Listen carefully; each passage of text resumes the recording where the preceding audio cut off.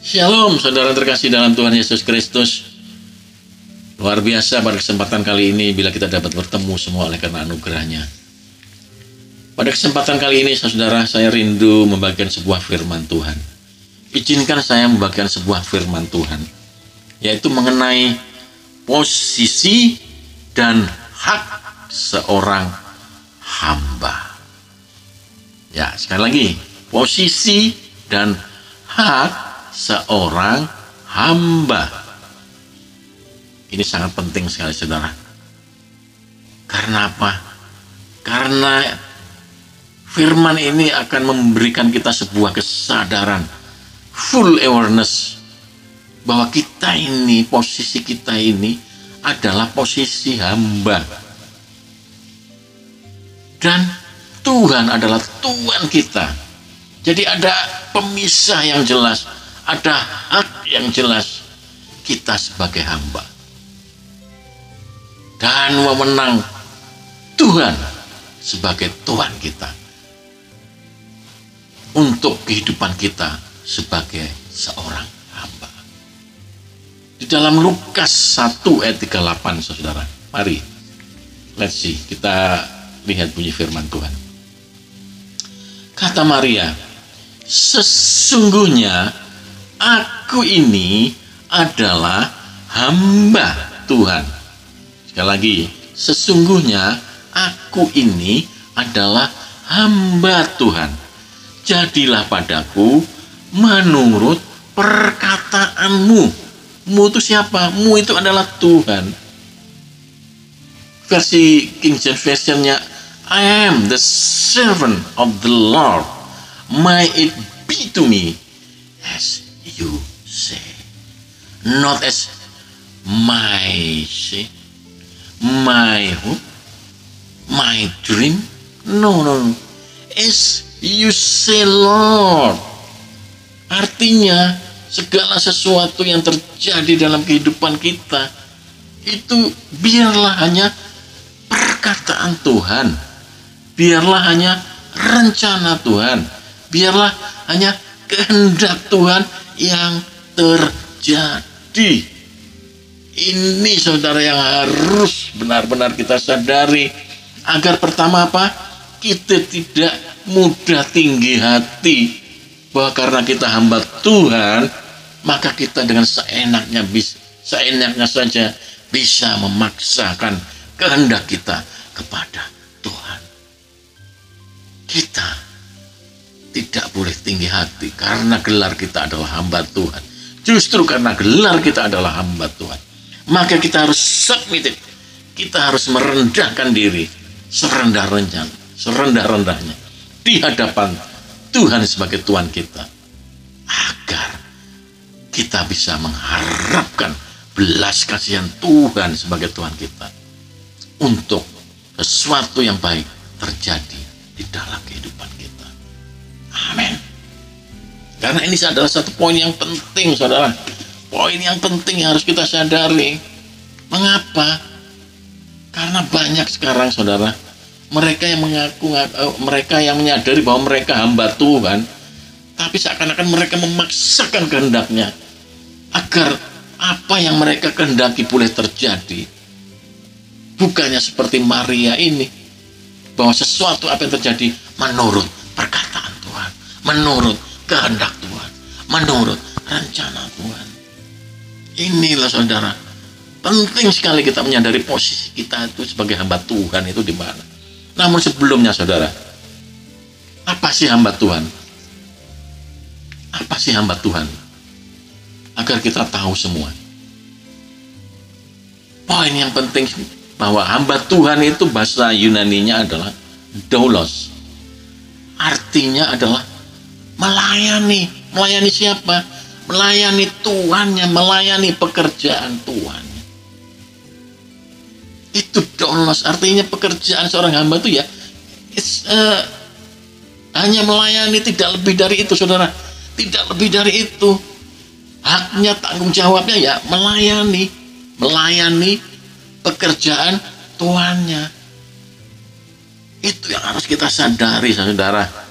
Jadi hamba Tuhan itu bukan hanya mereka yang memiliki besar panjang dari sekolah teologi, dan mereka berhak menyandang gelar sebagai hamba-hamba Tuhan. No, saudara dan saya, walaupun tidak bergelar, mendapat gelar dari teologi, tapi kan karena kita mendapat karunia dari Tuhan, kita pun adalah hamba-hamba Tuhan. Paham? Jelas sekali di dalam Lukas 17. Lukas 1 ayat 28a. Ketika malaikat itu masuk ke rumah Maria, ia berkata, malaikat, "Salam, hai Maria, engkau yang dikaruniai Tuhan." Artinya hamba Tuhan adalah karunia, bukan hanya pendidikan, bukan hanya semata-mata kepandaian, pendidikan, kekuatan. Siapapun itu, whoever, seperti saya katakan tadi, saudara dan saya, karena mendapat karunia dari Tuhan, maka kita bisa disebut hamba Tuhan, doulos, orang yang melayani, orang yang layak karena karunia tadi, saudara. Maka kita dilayakkan melayani. Nah, ini saudara, karena karunia tadi, kita dilayakkan melayani pekerjaan Tuhan di ladang Tuhan. Tidak ada yang istimewa, nggak ada, saudara. Hak seorang hamba ini tidak ada yang istimewa, karena pekerjaannya hanya melayani pekerjaan Tuhannya. Maka jika ada seorang hamba Tuhan yang meminta istimewa, posisi yang istimewa kepada kita, kepada orang-orang, kepada gereja dan sebagainya, itu patut disadarkan bahwa dia itu adalah hamba Tuhan sama seperti kita. Dan kerjaan kita, tugas kita adalah melayani Tuhan kita, Tuhan di atas skala Tuhan. Tidak lebih dari itu posisi kita, title kita, gelar kita, hamba Tuhan. Jadi jangan sombong, karena itu ini adalah pemisah yang jelas. Ada garis tegas yang jelas antara kita sebagai hamba dan Tuhan sebagai Tuhan kita. Ini saudara, agar sekali lagi saya katakan, kita harus menyadari di mana posisi kita sebagai seorang hamba.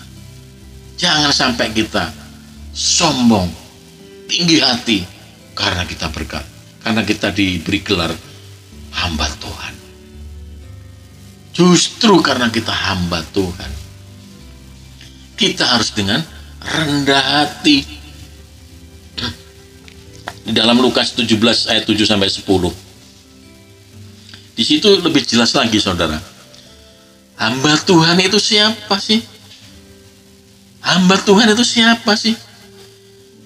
Tidak lain adalah seorang yang dalam ketaatan penuh, kerendahan hati, dan ia hanya bisa berkata dan bertindak atas nama Tuhannya. Kalau saudara baca nanti di dalam Lukas 17 ayat 7 sampai 10. Di situ perikopnya adalah Tuhan dan hamba. Saya akan bacakan dulu di ayat 7-nya, Lukas 17 ayat 7. Begini bunyi firman Tuhan. Siapa di antara kamu yang mempunyai seorang hamba yang membajak atau mengembalakan ternak baginya, akan berkata kepada hamba itu setelah ia pulang dari ladang, mari segera makan. Ayat 8, bukankah sebaliknya ia akan berkata kepada hamba itu, sediakanlah makananku, ikatlah pinggangmu, dan layanilah aku sampai selesai aku makan dan minum, dan sesudah itu engkau boleh makan dan minum. Tegas, saudara.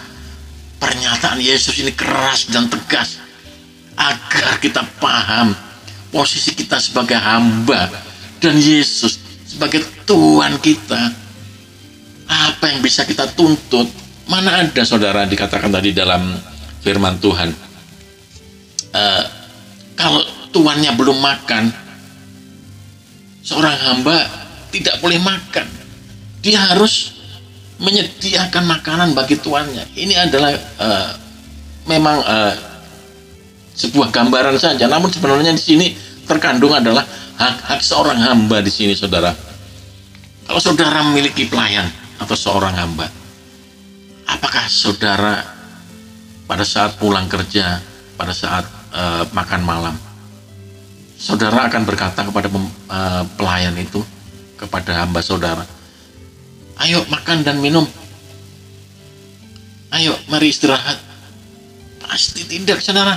Saudara pasti akan mengatakan, mana makanan saya, mana minuman saya, mana hidangan yang sedang kau siapkan untuk saya. Pasti itu yang akan saudara lakukan. Begitu juga Tuhan, dia berhak, saudara. Dia berhak, walaupun mungkin saudara dalam keadaan lapar, haus, belum makan. Itu bukan urusannya, maksud saya itu bukan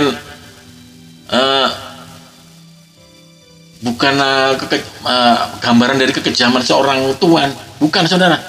Tapi memang itu Tuhan Yesus ingin menegaskan lagi bahwa hak seorang hamba itu ya itulah melayani pekerjaan tuannya sampai selesai dulu. Melayani pekerjaan tuannya sampai selesai dulu. Baru dia boleh makan dan minum. Baru dia boleh beristirahat dan sebagainya. Baru dia boleh mengambil haknya sebagai seorang hamba. Firman Tuhan Yesus, apa yang Tuhan Yesus katakan ini sangat jelas menegur kita bahwa kalau kita menjadi hamba, ya hak kita itu ya kehidupan ini loh. Hak kita itu yang bisa kita tuntut kepada Tuhan kita ini adalah pemeliharaannya dalam hidup kita ini. Hidup kita ini ada di dalam tangannya itu loh, saudara. Itu tidak lebih daripada itu hak kita itu. Kita tidak bisa menuntut hak kita lebih daripada itu. Karena posisi kita adalah seorang hamba. Apa yang mau kita sombongkan sebagai seorang hamba? Yang tidak lain adalah kita semua sama melayani Tuhan di atas segala Tuhan. Dan dia adalah Tuhan kita. Amin, saudara. Di dalam ayat 10, Lukas 17 ayat 10, lebih jelas lagi begini. Demikian jugalah kamu, apabila kamu telah melakukan segala sesuatu yang ditugaskan kepadamu, hendaklah kamu berkata, kami adalah hamba-hamba yang tidak berguna. Kami melakukan apa yang harus kami lakukan. Wow. Artinya ini, saudara, ini bukan berarti firman Tuhan ini adalah menggambarkan seorang tuan yang kejam.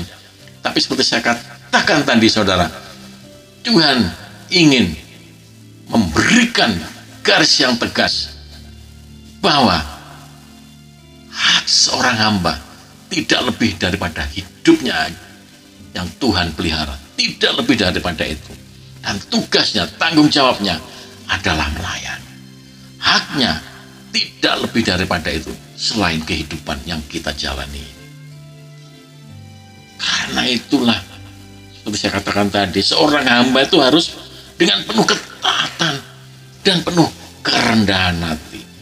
Ia hanya bisa berkata dan bertindak atas nama Tuhannya, atas nama Tuhannya. So, saudara, ada beberapa poin penting yang bisa kita rangkum pada kesempatan kali ini. Yang pertama tadi apa? Hamba adalah karunia dari Tuhan. Bukan hanya dari pendidikan, tapi ini adalah karunia dari Tuhan. Whoever, siapapun, dapat menjadi seorang hamba. Hamba Tuhan ketika seorang mendapat karunia dari Tuhannya. Karena dengan demikian dia layak melayani Tuhannya. Kedua, hamba harus taat, memiliki ketaatan full obey, dan rendah hati. Karena dengan demikianlah kita bisa menyadari posisi seorang hamba tidak lebih daripada tuannya. Amin. Ketiga, hamba tidak memiliki hak selain hak hidup dari belas kasihan tuannya. Tidak ada yang bisa kita tuntut lagi kepada tuannya. Tidak ada yang bisa dituntut lagi dari seorang hamba kepada tuannya selain hak hidup, itu pun dari belas kasihan tuannya.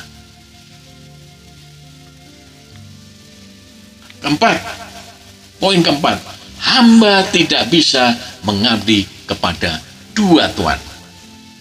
Jelas saudara, di dalam Lukas 16 ayat 13. Karena kalau mengabdi kepada Tuhan, dia tidak bisa fokus. Saudara tidak mungkin mengabdi kepada Tuhan dan saudara mengabdi kepada Tuhan yang lain. Atau Tuhan yang lain itu adalah kehendak saudara sendiri. Saudara harus pilih salah satu. Siapakah Tuhan saudara? Disitulah saudara harus melayani dan mengabdi. Amin. Kelima, hamba harus tahu kehendak tuannya. Di dalam Lukas 12 ayat 47, nanti saudara bisa baca bagaimana seorang hamba harus tahu apapun itu yang menjadi kehendak tuannya. Jangan sampai saudara melayani, tapi ternyata saudara ditolak oleh Tuhan, oleh tuannya. Semakin banyak saudara tahu, semakin banyak tanggung jawab yang tuannya tuntut kepada saudara. Semakin dalam Anda mengenal Tuhan, semakin jauh Anda mengenal kebenaran Tuhan, semakin banyak yang dituntut oleh Tuhan dalam kehidupan saudara sebagai seorang hamba. Amin. Yang keenam, hamba Tuhan harus hidup penuh dengan kekudusan. Kalau kita mengaku hamba Tuhan, maka kita harus hidup di dalam kekudusan. Karena tanpa kekudusan, tidak seorang pun dapat melihat Tuhan. Ibrani 12 ayat 14. Kalau Tuhan menjadi Tuhan kita, maka kekudusan adalah syarat mutlak, poin yang paling mendasar agar kita bisa dapat bertemu, berbicara, berkomunikasi, menerima tanggung jawab, bekerja, melayani di mana Tuhan kita berada. Amin. Demikianlah kiranya firman Tuhan pada kesempatan kali ini. Jadi, finalnya, akhirnya saudara, seperti kata Maria tadi, bahwa sesungguhnya aku ini adalah hamba Tuhan. Jadilah padaku menurut perkataanmu. Perkataan Tuhan. Apapun yang terjadi dalam kehidupan kita, itu pastikan itu bukan karena kehendak kita, tetapi itu semua adalah kehendak Tuhan. Apapun yang terjadi dalam kehidupan kita, itu semua ada di dalam rencana Tuhan, di dalam kehendak Tuhan, di dalam oleh karena perkataan Tuhan. Seorang hamba harus siap menerima semua itu, karena kita semua adalah seorang hamba. Haleluya. Kiranya firman Tuhan ini dapat memberkati saudara pada kesempatan kali ini. Shalom. Tuhan memberkati.